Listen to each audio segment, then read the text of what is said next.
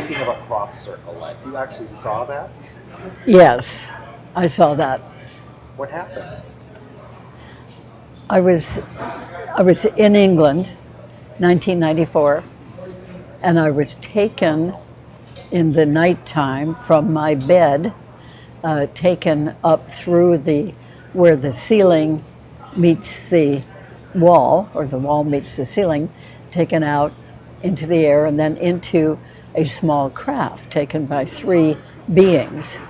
And I was seated in the craft, and then the craft started lifting. I could feel it, that we were rising up, and we flew for a few minutes, and then the craft stopped and tilted down a little bit so that through the front windows of the craft I could see that we were over a wheat field. I was very familiar with wheat fields at the time from having visited many other crop circles. So then the craft straightened up again, and almost immediately I heard from right next to where I was seated in the craft, I heard, as if coming from the bottom of the craft, a big swooshing noise. And then it moved to the side and went swoosh again, and to the side of that and went swoosh.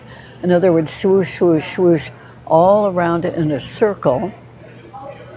And then it seemed like we were flying around in a rapid circle like a ring.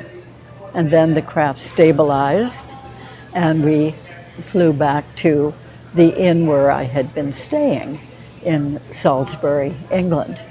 And I was returned to my bed and slept through the rest of the night. Now, consciously, I had not known all of those details that I have just said. Consciously, what I was aware of is that I had for 45 minutes previously asked, while driving on a California freeway, asked out loud, please, please, whoever you are, you special beings who are making the crop circles, please take me for the making of a crop circle. I would really appreciate and love to have that experience. And I praised them for these beautiful crop circle patterns they were making, and complimented them in all kinds of ways. And I was sincere. I really meant it. And so a few weeks later, when I was still in England, looking at crop circles nearly every day, my wish was granted. And three small, short beings came toward me after I had gotten into bed that night. I could see their silhouettes because of the nightlight coming through the window. I saw them coming to me, and then I was out of consciousness in the bed and didn't know the rest of the experience that I have told you until I was home again and had somebody professionally regress me to that experience. So how much of this was your conscious experience compared to what came out through the regression? The conscious part was simply seeing the three beings coming toward me in the bedroom of the inn I was sleeping in. Was that happening on a physical, three-dimensional level, or was it other consciousness level, in your opinion? It's very difficult to say whether I was taken astrally or whether I was taken in my full physical body. I just know that what it seemed like in the regression was that I was there physically, sitting in that chair. In fact, being strapped into the chair for the ride. Now, whether it was my physical body or my astral body, I really don't know. Sometimes it's very difficult to tell. What can you tell me about the beings that you encountered? I have no idea what their names were, what type of extraterrestrial species they are. What they look like? Well, the ones who came to take me from the room were very short, They had big heads, particularly at the top of their heads, and narrow down toward the chin. I didn't see facial features because the light was behind them and it was dark in the room. But they came behind me and, they levitated me up out of the bed according to the regression. And then from behind, I never did get a good look at them. They ushered me through where the wall meets the ceiling and up into the air and into the craft, and then lifted me over or levitated me over the back of a barrel-shaped chair to sit me down in the chair. And that's where I had the ride from, in that chair. And during that experience, you saw a crop circle being made? I didn't see it being made, but I heard it being made. I didn't see it because it was right below the craft. So the craft I was in blocked my view. It'd be like looking down at the floor and not seeing what was under the floor. But I could hear that sound, a swooshing sound, as if something was being sent like a hose, rather like a hose on full bore. That's what it sounded like as they were laying down that crop circle. So were you able to follow up and actually see a photograph of the crop circle that was made after? Yes, well, the wonderful thing is that in reality, here on Earth, the very next morning, I was with a group of people, and we got on a double-decker bus and rode the bus to a location where we were hoping there might be a new crop circle. That particular area, because that's where many crop circles had formed in previous years. So from the top of the double-decker bus, riding along, I could see a field that we had been in the previous day where there was no crop circle. And this particular morning, I could see there was an indentation in the wheat out in that particular field. So I recognized that as, that must be a crop circle. So when the bus stopped, a block or so later, I jumped out and told a couple of friends, I saw a crop circle back there, let's go. So we left the big group we were with and went back to that crop circle, walked into it, and we were the very first ones in it, 4 of us. We were very first ones in. It was fairly early morning, and there was a lovely little sound in the wheat. It sounded like the proverbial snap, crackle, and pop when you pour milk into Rice Krispies. Very similar to that sound, kind of bubbly, crispy, soft. And I think that was from the freshness of the wheat having been laid down and the special energy that comes with these genuine crop circles. Tell me about what you felt energetically, emotionally when you walked into it. Oh, it was just enchanting. It seemed magical. It was so fresh and so new. And the wheat, instead of being flattened down by people's walking on it, it was sort of fluffy.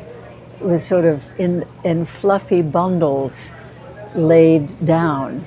And that was just so beautiful. So we were obviously the very first people in that crop circle.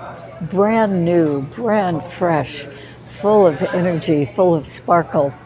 So we went into it, and it was a beautifully laid down crop circle with 12 or 13, actually, 13 circles laid down in a circular pattern, and each circle a little bit smaller than the one next to it, getting down to a very small circle at the end of the circle of circles, if you see. And then all of that was surrounded by a beautiful, very even ring. All of this laid down in the wheat field. This was in August, about August 10th or 11th of 1994. And that was a beautiful, beautiful crop circle. So after it was made, they reversed course in this craft and just took me back to the inn in Salisbury, England, where I was. That's mind-blowing. I've never heard a story like that. Yeah. So that was my first experience of having any contact with extraterrestrials that I am aware of.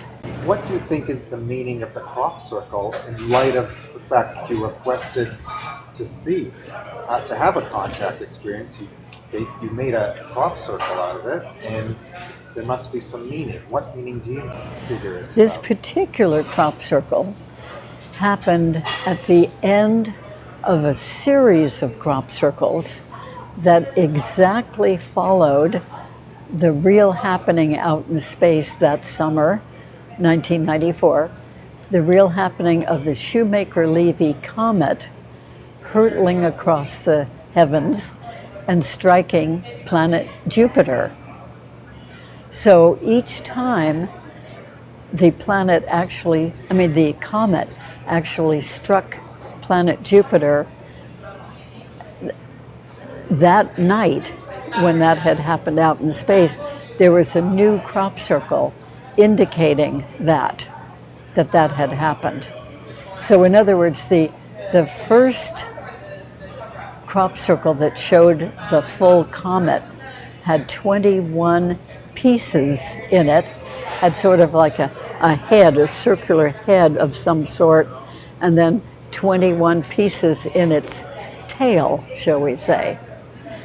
And each time a piece of the real comet hit Jupiter, there would be another crop circle signifying that had one fewer circle in its tail, until all the pieces of the actual comet had hit Jupiter, and then there were no more pieces left in the tail. So the last crop circle was the one that I was present for the making of. They took all these circles and made a circle of them, kind of wrapping up, completing, making a whole phenomenon out of that Shoemaker-Levy comet hitting Jupiter.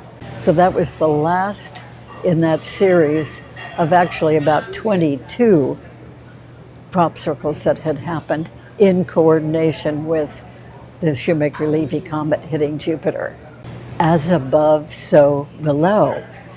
It was thrilling to me to think that there was a consciousness out there that coordinated the actual hitting of the comet into Jupiter, 21 pieces of it, coordinating that with making the crop circles here on planet Earth in the same general geographical area of Wiltshire County and Hampshire County, England.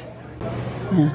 Was there a shift in your inner experience or awareness that changed from that day forward based on the uniqueness of that? Oh yes, I thought, that it really worked, as far as I can tell, that my sincere communication with the beings, without even knowing who they were, that it apparently had its effect, because they did come and take me for the making of that crop circle.